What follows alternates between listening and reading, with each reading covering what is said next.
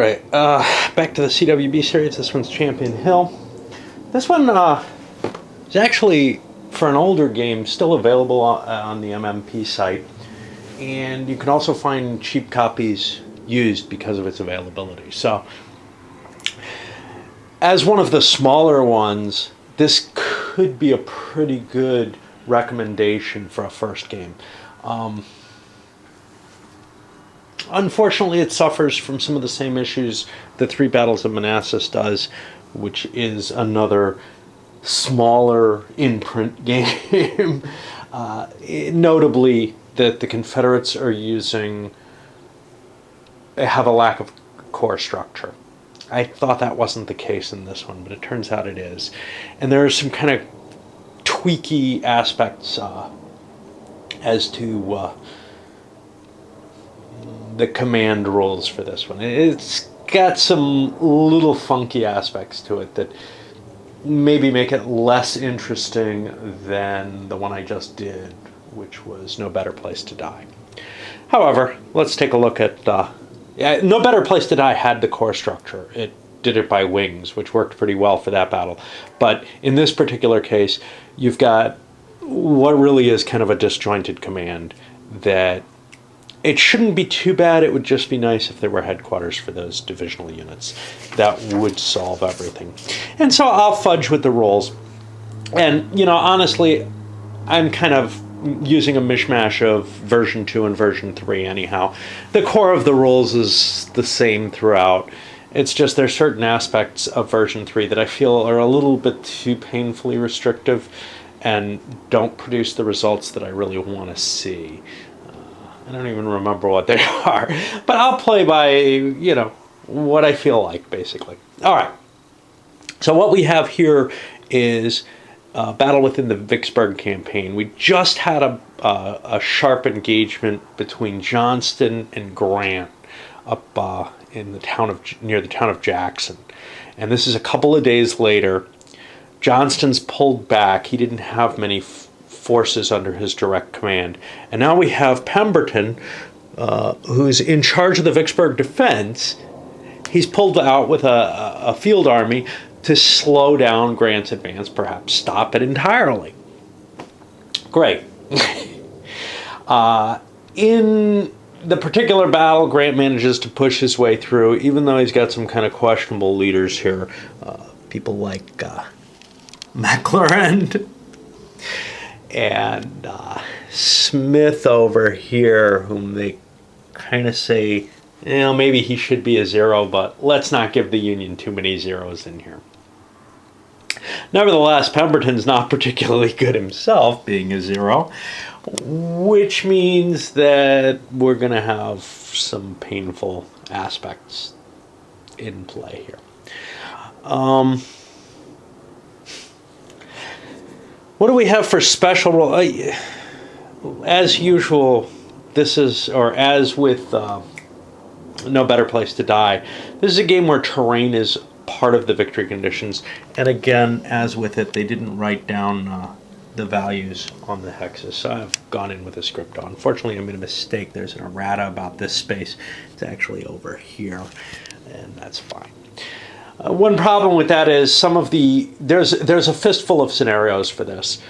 The historical, an early battle scenario, and then some scenarios that kind of say, hey, what would happen if what would happen if Pemberton was a little bit more active and launched an attack himself? What would happen if Johnston showed up with all the forces under his command? And what would happen if Grant, worried that Johnston is doing that, and seeing that he's doing it, brought additional forces under his command? So, as is often the case, there's a real big pile of optional pieces here. Which makes sense because this is actually a pretty small scenario in terms of number of pieces. The board's a little weird. You can see it starts over on the 10 column. It looks as though there was an initial plan to have a full map board and maybe a player's aid to hold this information, but it was decided at the last, or maybe not, whatever, it was decided at the last minute, hey, let's cut the map and put and put the tracks and the terrain effects chart and all that on here. And to tell you the truth, given where the battle actually gets fought, and there's really no need for anything back here.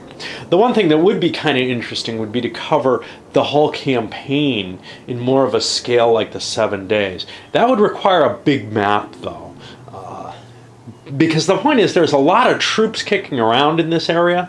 Johnston's forces are in place. The Union's got to defend their supply line down Jackson Road. So there is, well, not necessarily down Jackson Road. Might be down Middle Road. I'm trying to remember. There is a lot of opportunity for one of those big sprawling games that I really like. But instead, this is focusing more on this small engagement. We have a few special rules here. One is this roadblock here, which has a whole slew of little rules to make it kind of a better defensive position. Maybe too many. The Confederate troops have their morale level raised by 1 for straggle effects. That's nice. That would be a nice rule for entrenchments and such. I don't think that is in the place anywhere else. And I always looked at that and said, you know, that's kind of weird that you'd have large numbers of stragglers when you're in a defensive position. I don't think that exists under the normal entrenchment rules. We'll see when we get to Thunder, which is actually next on the list. Wow, that's going to be a big one. It's 3 days and pretty constant fighting, lots of units.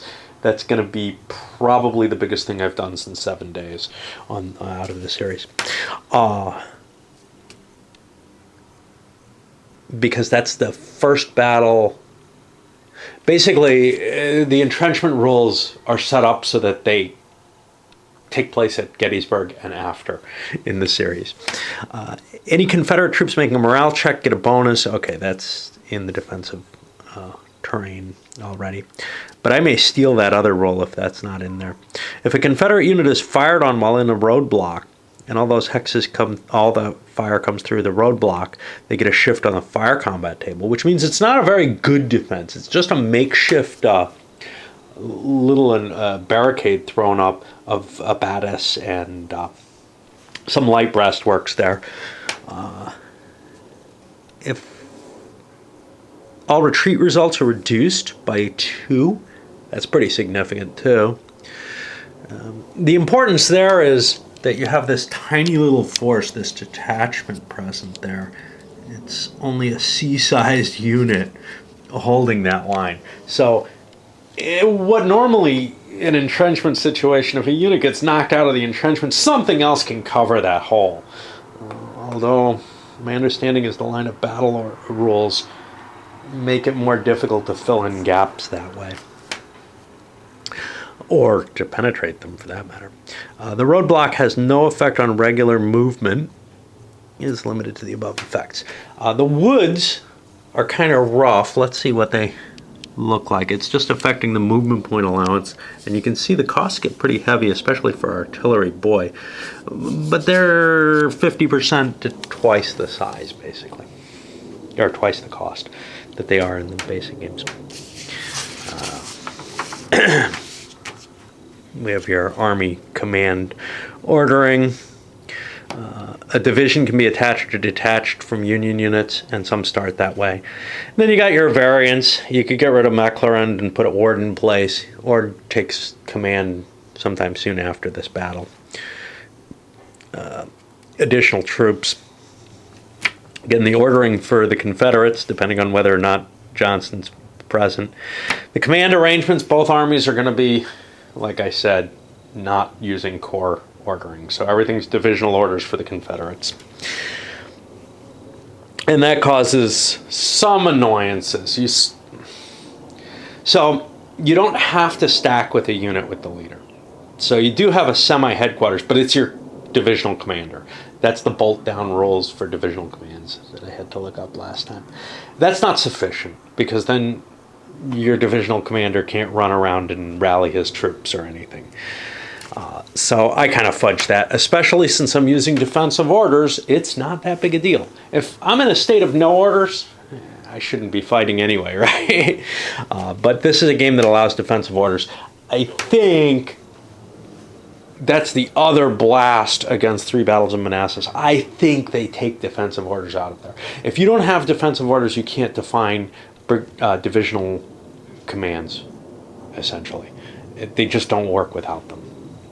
And these rules, and the rule, to some extent, the rules of No Better Place to Die, really focus on defensive orders very nicely. I mean, they're written with units having defensive orders. Thunder does the same thing.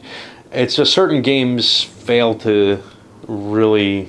They exclude defensive orders from the game, even if they write defensive orders for units, which really doesn't make sense. Okay. Okay, Stevenson's division, that's this force here. It's a large unit. What they've done is given it a bigger command radius because it historically covered a lot of ground. The other option would have been lots of individual, brigade orders or zones that they were occupying or something. It would create this tremendous headache. The easiest solution for them was just to extend the command range for that big unit.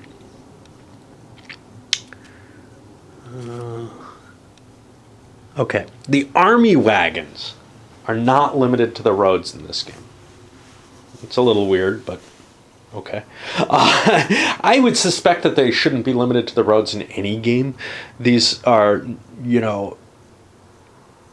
not quite as weak, not quite as mobile as the core trains, but they're still capable of moving off-road. It just should be more expensive, which it isn't in this, and you would never do it. But in this game, you might have to, because there are just a few key roads and you have to kind of get around them. Perhaps. I'm not sure if you really do. It looks to me like you can probably control the roads and keep your supplies fine. But my guess is they historically went off the road here, and therefore they wanted to make sure of that. No divisions can attach or detach brigades from another division, but you can send one division from each brigade on divisional calls for the Confederates.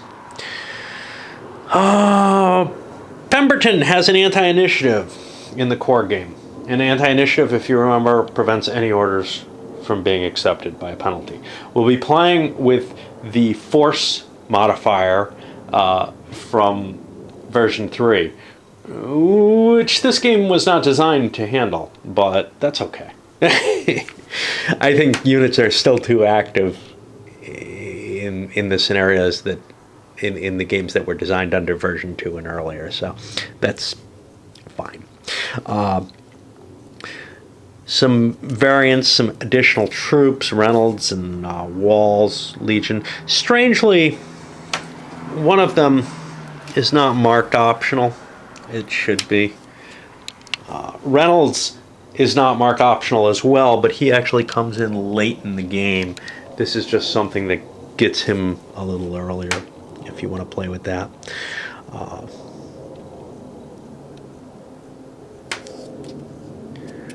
Smith's Division. Smith's Division looks like it's on the board. Oh no, this is Confederate Smith. Okay, yeah, that's just additional troops. Fournay additional troops. Pemberton's aggressive, give him a 2 rating. Yeah, that doesn't sound like Pemberton. And then there's an option to make Loring not a 0. He's over here. Make him a 1. And imagine that 2 zeros working together. We've seen how well that works. Victory points are for terrain locations. They're kind of scattered around, largely at crossroads. Champions Hill is worth some points. Mainly, you want to control. Bridge crossings are important, and I think that's about it. Okay, your victory points are going to come from those terrain objectives, and most of them are where the battle kind of centered, and from casualties. We've got 2 casualty tracks, depending on whether or not you've got the bigger armies or the historical smaller forces that were there. And then you get a victory point for each brigade that's wrecked. And of course, we've got our loss sheets here. I didn't mention, I'm not going through the basic CWB rules, obviously. I've done that before, at least in South Mountain, as part of that, even though that's an RSS game. I don't feel like I have to go through them in detail regularly. So then we have the different scenarios. The big question for me was, did I want to do the early start or did I want to do the historical battle? I kind of want to do a shorter battle, so I'm doing the historical. Early start is very tempting to me. Pemberton on the attack. I don't like that as much because I like the leaders to be as historically effective as they were. I feel like that's a value to me. And then the gathering of hosts sends additional forces, I think, for the Confederates, just baked in. Basically, you're getting the optional units, but you're getting more than that. You're getting the army of the relief army for the siege, which eventually comes around. The problem with that is it wasn't really ready to move at this point. Johnston did not have it prepared, and the troops were all kind of in the area and available, but he didn't have the command control and the logistics in place for it. And it really took over a month before the relief army was ready to actually move. And then the Day of Reckoning, I think, has Grant pulling additional forces in as well, but maybe it's gathering of posts it does. One of them gives more forces baked in with the Union, and I'm not sure which one. Let's look at the victories conditions here. Yeah, I think this one brings both forces in. So, this was not a huge battle. It was relatively bloody, and it was decisive in the sense that the failure here more or less guaranteed the loss at Vicksburg. We'll get started. We've got some starting orders on units. They're kind of funny, as is often the case. Let's go over those because they're kind of important. Okay, McClernand has an anti-initiative of his own for the units attached to the 13th Corps.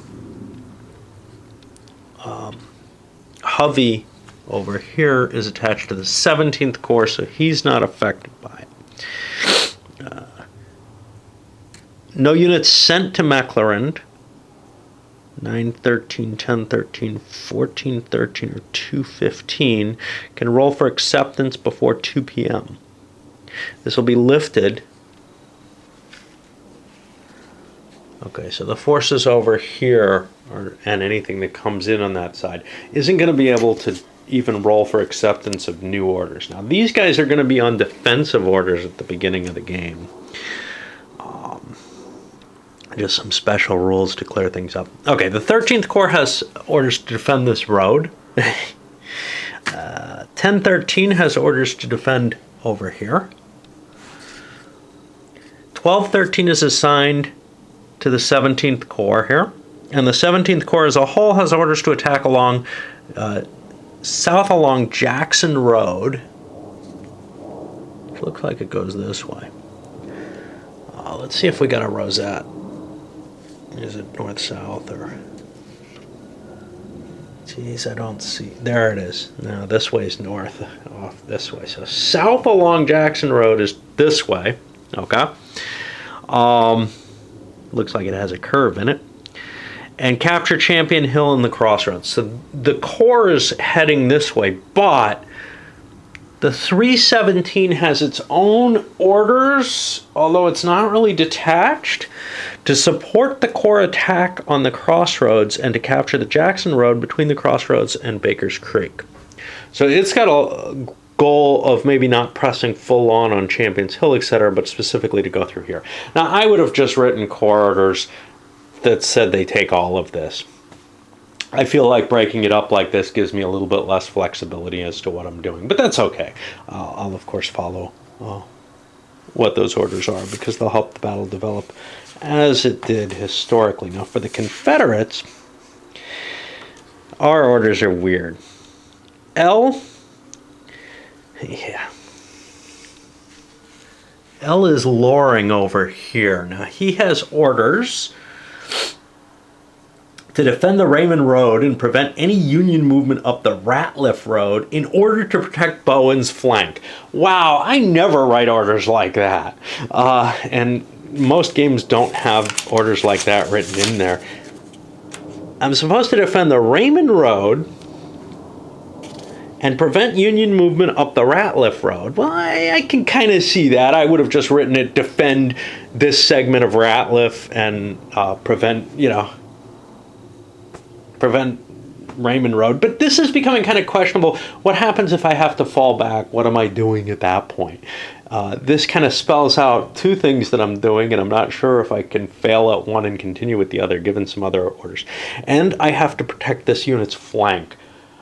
What happens if this walks away? I mean, I've just got this really annoying combination of orders, which may become untenable, and then I have to start deciding which parts to allow and which not to. But okay. B has got simple orders to defend the line here along Ratliff Road. S, oh boy. S is defending the crossroads at 2817 over here. In order to defend Champion Hill. What? How am I defending this in order to defend that? Wow, that's weird. Okay.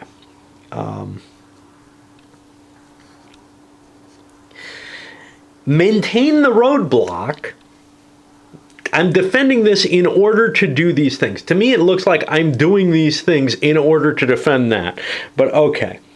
To defend the Confederate left flank by protecting the Jackson Road extension.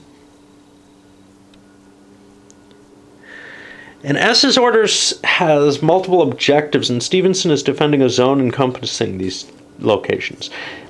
If one or more of these sites is already in enemy hands, Stevenson must still attempt to defend the remaining locations. Well, that's how I would read orders normally, I think. Is that, if I've given orders to defend like three positions, like I am here basically, the Champion Hill, the roadblock, and the Jackson Road, all with this kind of intention of defending that, which is, I think, what is meant by the poor ordering. Then, if one of them failed, I would actually be falling back to, this would be my main goal, right?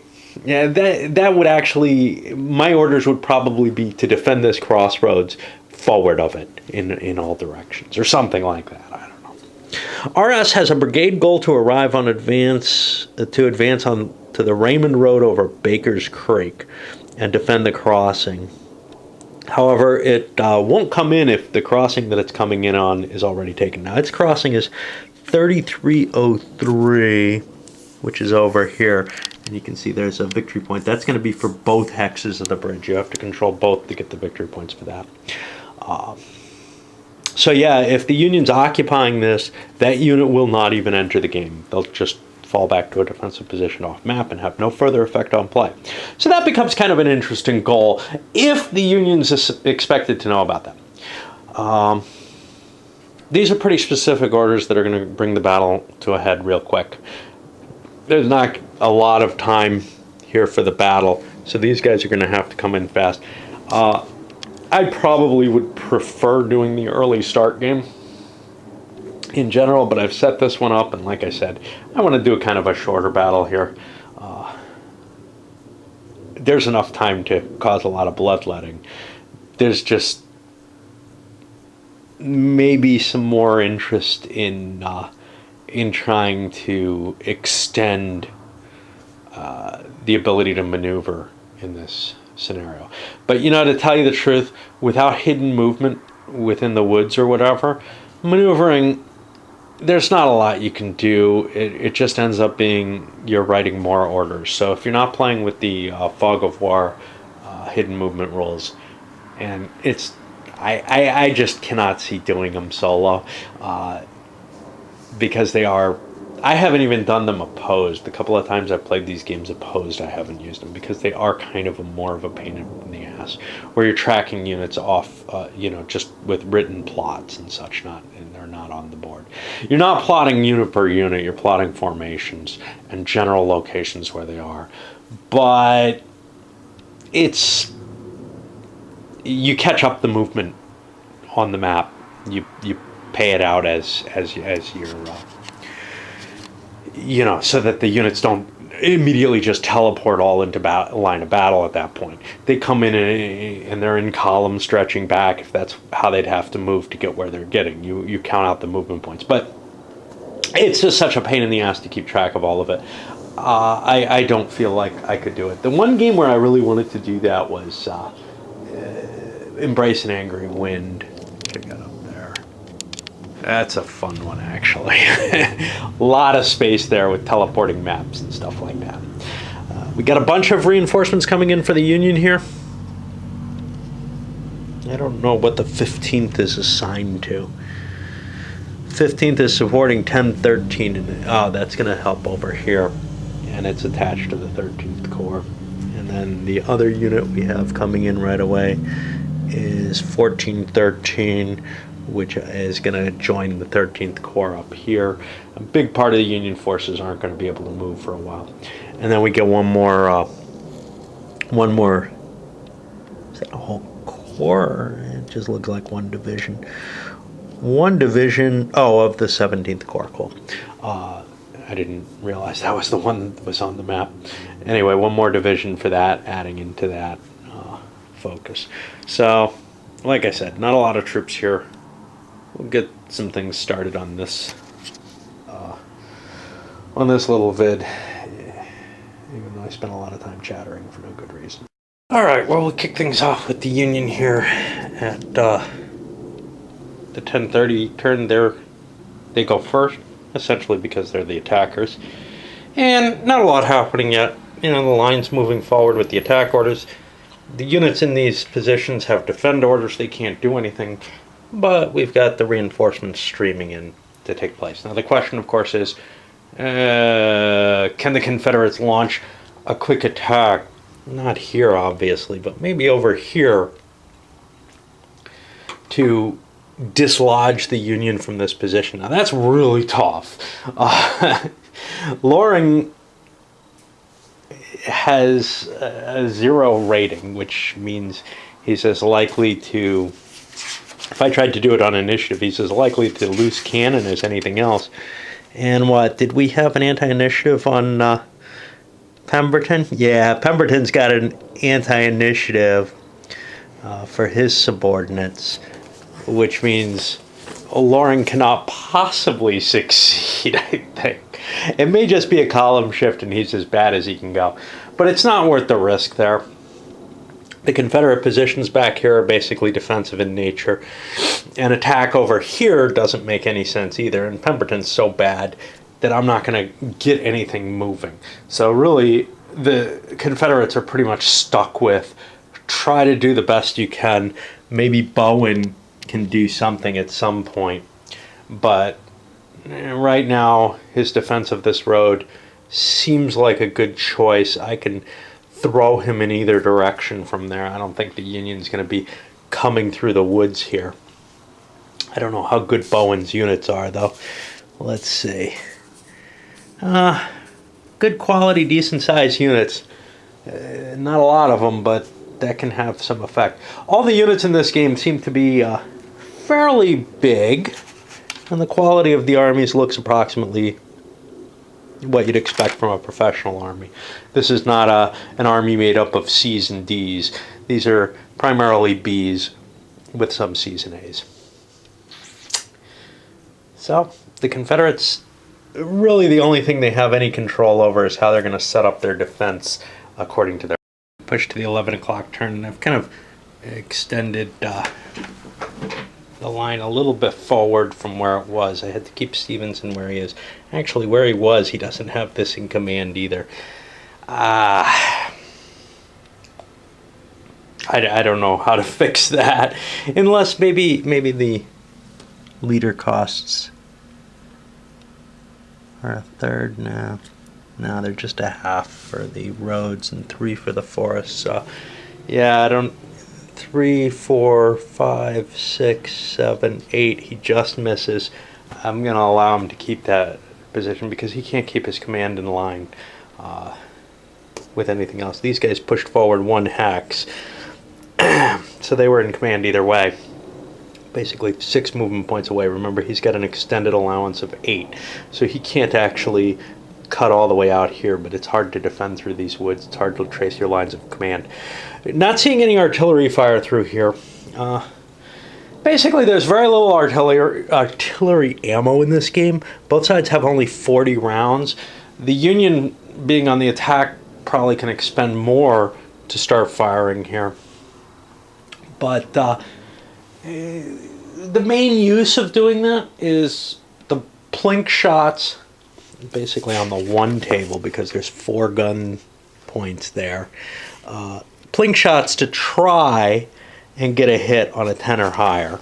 That's pretty unlikely. And causing straggler losses. Well, straggler losses don't do you a lot of good until you're close to being ready to launch an attack. So I'm probably going to wait at least an hour or so more before some artillery starts exchanging there. When the Union opens fire, the Confederates will probably open fire as well, just as a matter of, well, we can't really leave it unanswered. And we probably have enough ammo. Got a couple of guns here involved in the defense. We got guns that, of course, we're going to want to use if the Union makes its attack, or when they make their attack. But 40 points is real low. There aren't a whole lot of guns here, but that runs out pretty damn quick. If I've got 4 guns firing per turn, twice a turn, that means I can last 8 turns. That's 4 hours. I'd like to have some for when the battle is really underway. For the Union, a little less of a problem, but again, I've got some extra guns and I might be able to set up some defensive positions, might be taking counterattacks. I don't see a real reason to launch the fire right now. Ooh, what I really ought to do, though, is not have this guy in column anymore. He starts out in column. You really want to convert him from that because a plink shot at a unit in column is somewhat more effective. It's 2 column shifts in favor now. Because that's long-range artillery fire, it's only going to be on the less than 1 table to begin with, but then it goes up to here, and that's the 2 tables worth firing on. So I certainly don't want to leave that there.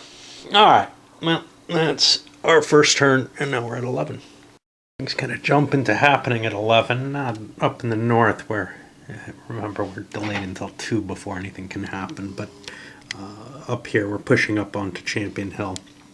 And some fire, kind of heavy fire on the Union McGinnis's brigade here. You see it take 3 casualties, and I haven't marked them all. Got the first 2. I'm pretty bad at keeping count with the track on that. That's not a big deal, though, because I can always count them up off of here as I'm used to doing anyway. And a couple of stragglers off that. Now, the Confederates took some fire back. I concentrated fire at this 1 unit here, bloodlust. This guy got a low ammo. That was the big 2-point hit. And, well, the Union's fine, and now it's over to the Confederate turn. The Confederates, you know, they really can't push forward by my view of things. Maybe they could, but they don't really want to. They want to hold their position. They got cannons under both these stacks. We're going to get our resupply from the Army of Mississippi. There's just 1 supply wagon for the Confederate whole army, so he may have a big task moving back and forth at this point. I also want to consider whether or not I'm going to issue any orders. In particular to Bowen, if I could move Bowen up there early, I might be able to get a concentration of force into that location and really defeat the Union in detail by first knocking out this 13th Corps, and then being able to throw the weakened units that I have into defense. I don't know. That seems a little active, but I should have done it last turn. But I think it's a good idea to move towards that and try to get him moving there, because I don't think the Union, well, I don't know. This is not, just leaving Loring there isn't enough to defend it. But I could also try to move Loring too. Of course, there are victory points over here. I can't read how many. Looks like a half point for the Union to control that space, but this bridge over here is much, much bigger deal. And then one of the bridges is a potential problem, and I gotta remember which one that I've gotta defend or else I don't get. I think it's only one unit. It doesn't come on if I don't pick that up. I don't remember which one though.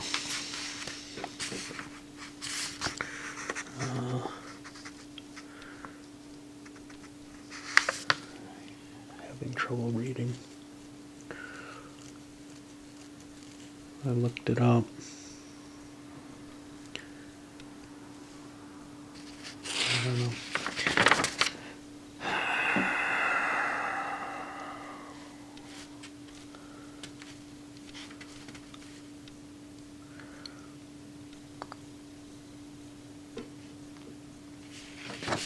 I'm not seeing it. I remember, but I haven't looked for a little while. RS has a brigade goal if either 3303 or 3304, so it's in his orders. Yeah, those are great orders. That's these two hexes. I don't think those are going to fall very easily. So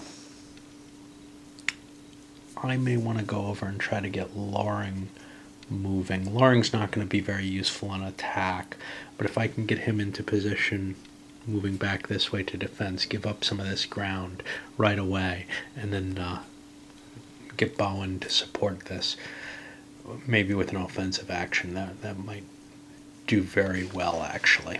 We push to 11:30 into 11:30. The Confederates have kind of shortened their line a little bit. That allowed me to move Stevenson into place where he's got this guy in command. And although I don't think he actually has to, I think he has special rules involving that, I don't know, that allow him to be out there.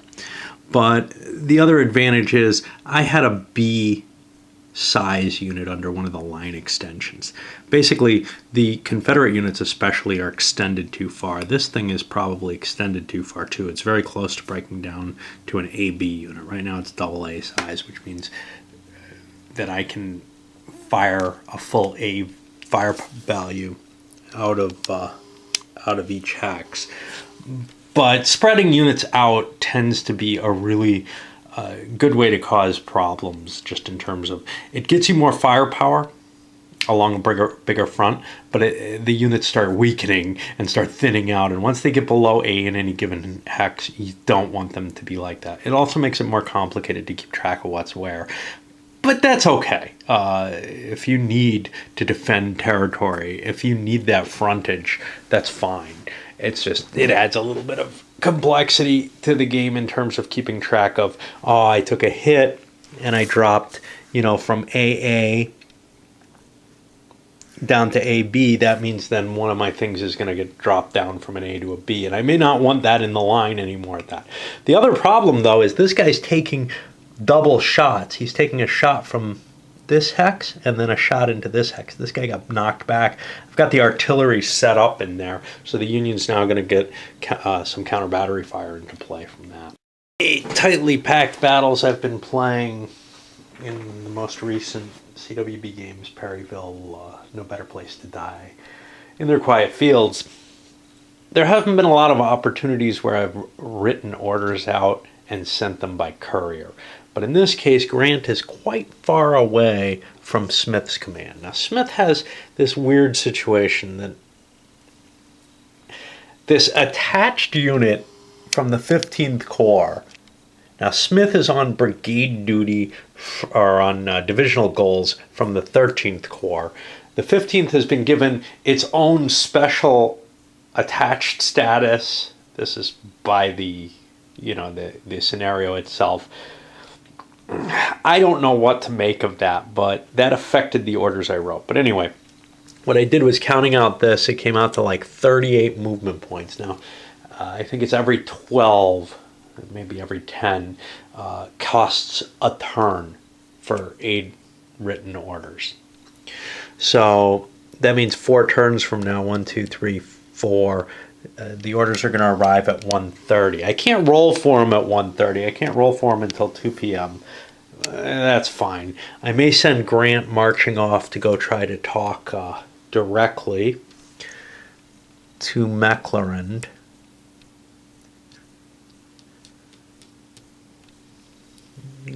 He has 13 movement points, so he can kind of slide there. He'll be able to get to McLaren next turn, give him in-person verbal orders. Remember, he's got to go back. That's the version 3.0 rules in order to recharge his batteries for a turn at his base before he goes out and does another one. But I figure this core is capable of handling its orders without breaking. And I need to get some orders in place for these other core to operate. Well, this isn't really a core, but I'm treating it as such. The orders I wrote for it, because of the weird situation, are weird enough on their own. I'm advancing along Ratliff Road to take Champion Hill. Once some Union forces have taken Champion Hill, which may not be the forces I've just dispatched on it, but they'll be able, to presumably see the hill top. The trees are lower. So they'll be able to see if the Confederates have fallen there. Once some forces have fallen, I'm going to split this command into 2 units. One of which is the 215, this detached unit. That's going to head down to take this bridge, and the 13th is going to head down Jackson Road to take this bridge.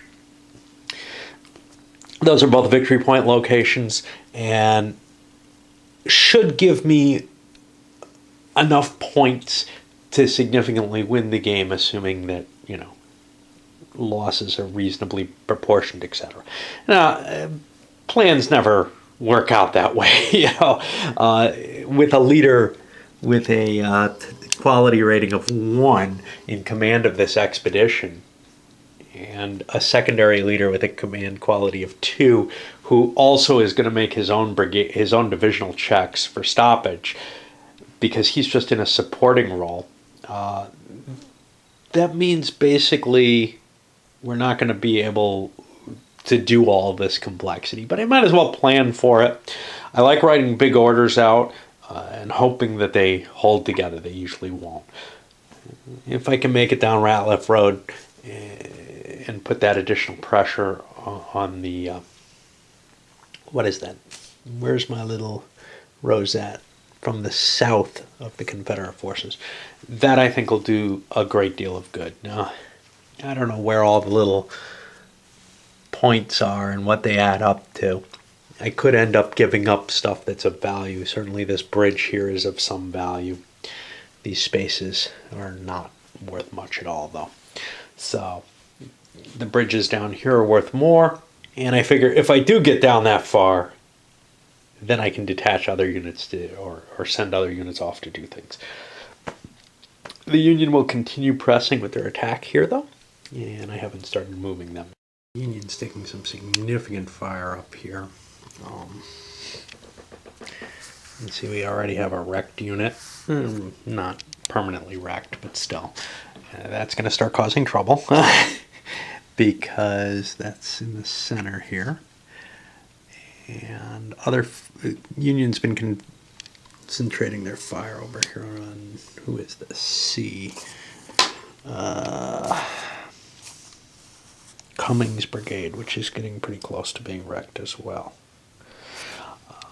Meanwhile, the Union's bringing a second gun into play here, a second battery, and then they'll be outnumbering the Confederate batteries, I think. If I have another battery here, oh, I do. Yeah, but I only have 7 guns. 1, 2, 3, 4. 1, 2, 3, 4. See, 3 and a 4.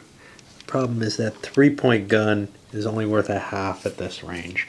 So all I'd be getting is a 1-point shot on the Union gun. I've exposed the Union gun, but that doesn't really mean anything unless I attack. If the Confederates charge towards that gun, that could be a big deal.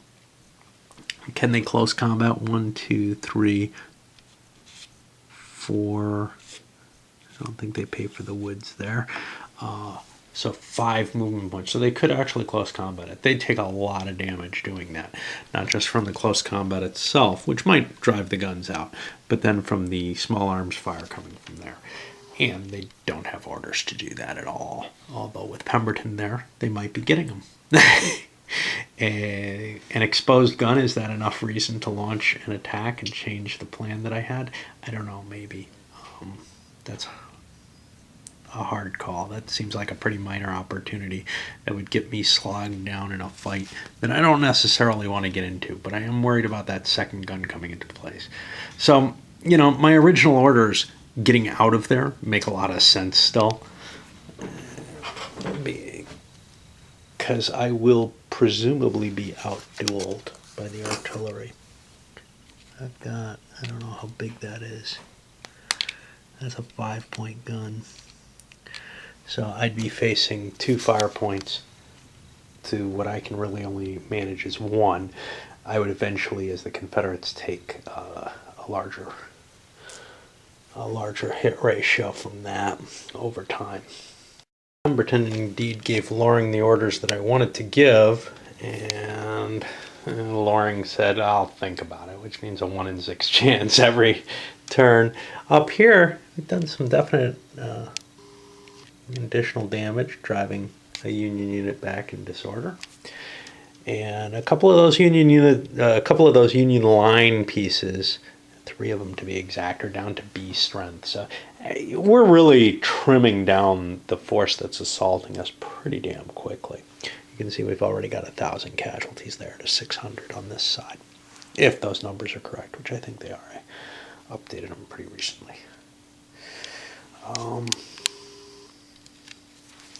Let's get another turn in before we load this.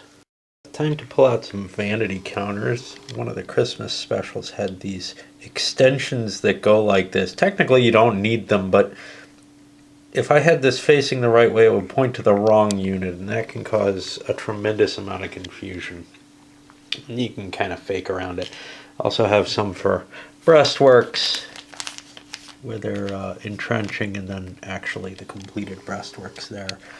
And I think there's some broken bridges and some other stuff that works with some of the games in the series, and they just were a pile of useful counters that have come out over time when they used to give out the freebies every Christmas. They don't do that anymore. By the way, Merry Christmas to everyone. It's still Christmas Eve here, but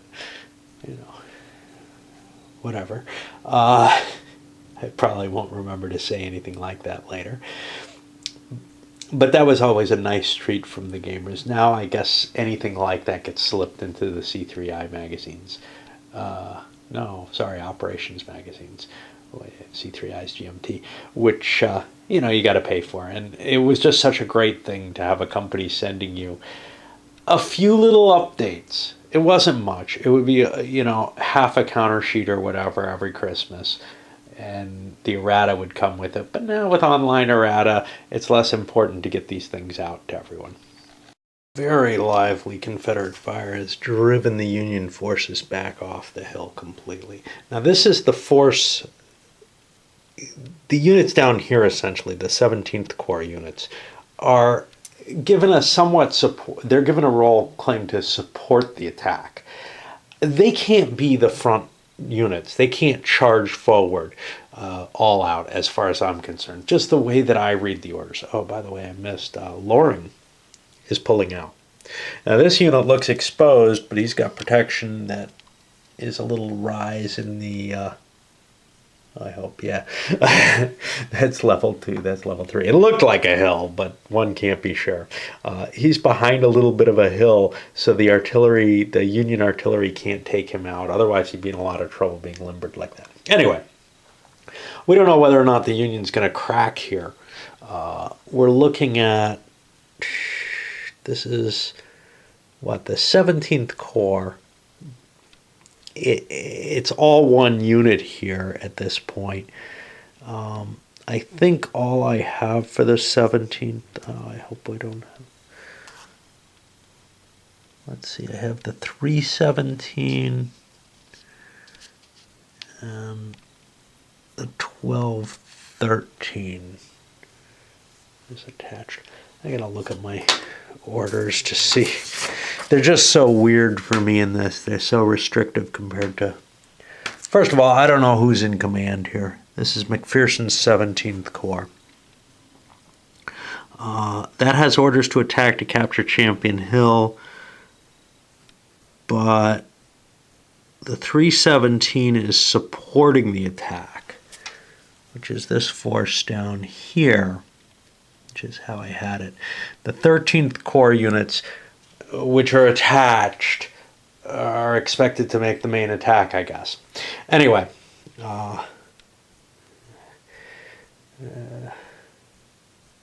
I don't think that I can continue that attack as it stands. The way I see it, though, this is all still one unit, so I'm going to have one corps of 2 divisions, I guess, which has improved the chances that there's going to be a failure here. McPherson's a 2, leader rating of 2, and he's going to be on the 2 level because we've wrecked Hovey's division there. Of course, the other units of the 17th, I guess, aren't on the board yet, and maybe don't come on. One division comes on here, Crockett, but I don't think there's anything else. These are 13th, and those are 15th that came in there. The disunity of the command structure, the fact that corps are all split up over hell and creation in this battle, definitely creates some additional headaches beyond what I kind of like in a battle. It's a reason maybe to push back from that. This makes a great introductory game. Honestly, I'd probably still go with, well, No Better Place to Die is a good choice. But there's nothing out there that I think is particularly available at this point. On the other hand, you can find used copies of these, some of them for fair prices, to tell you the truth. And if you're wanting to test out the system, aiming for the particularly rare one like Perryville just because it's a smaller battle, I think is a mistake. I think you're better off, paying the same kind of price for something that maybe has a slightly larger battle. But yeah, I would say that you're maybe better off with the 3 battles of Manassas than this one from what I'm seeing so far. Just, you have the command issues that you have in the second Bull Run. And in terms of the Confederates being less organized. The Union works fine in all the battles. The 3rd Battle of Manassas gives you a good later war battle with a lot of pieces. So you may get actually, not that that's a real battle, but if you're willing to do what ifs and whatnot and happy with doing them, then that gives you that opportunity there. You're facing the same thing. One of the 7 days ones, I think Gaines Mill is still easily available, if I'm correct. Maybe Malvern is as well, but I think it's only Gaines Mill is currently available on MMP. Well, that's not a bad choice either, but you might if you're going to be dealing with the weakened command structure, the non-core command structure, you might as well go with 3 battles of Manassas. It's a good enough. It gives you more options, and it's not. I don't know. You won't feel this kind of shit. It's part of a big series. Gaines Mill is sort of, I think. It's one of the end points, so it's not as bad. It's actually the beginning of the battle, so that's not too bad either as a starter. It's just, I don't know. If you're like me, you'd want to do the whole 9-map fiasco. And, well, that can be harder to get a hold of. 7 Pines was kind of a hard one. The middle one, it was kind of hard to get a hold of. It's kind of a shame. That's the one that sold out the most. The most interesting of the battles, basically, in terms of the most very bloody scenario going on there. And then you have the fact that it's the sandwich one, so anybody who gets the whole series definitely, or anybody who gets 2 of the 3 of the series definitely is going to get 7 pints, except for me. I bought the other 2 first, because they were what was available, and I had to fill it in, no question. Yeah, I was pretty sure I'd have to anyway, and I don't mind too much. Anyway, I don't remember where I was going there with that, except to try to maybe back away from some statements that I made that this might be a good starter. I haven't played this one much. I think I've only played it once. The reason being that I have the original. These are from the rule book. They come out of the rule book. I have a number of them, but and they're better stock than a photocopy would be. And as long as you don't drool on them, which I just did here, it dried nicely. But you get several uses out of them, and I can, of course, make photocopies of some of the cleaner sheets that I have. What was I thinking here? Oh, I don't know. I was thinking something. Oh, yes, the fact that I only played it once, which is indicated by the fact that I have these and no photocopies in there. That's not a guarantee, because there was a time when I was playing these suckers in plastic sheets, so I may have gotten a second play out of this. It's just a matter of this one and No Better haven't gotten a lot of play from me, and none of them really have, and so I guess that's another factor. But I didn't have a very strong feeling one way or another how good this one was. I remembered one of them kind of disappointed me with being too chaotic, and I was thinking maybe it was No Better Place to Die with that kind of screwed up initial setup that the Confederates have their core or wings kind of mixed together.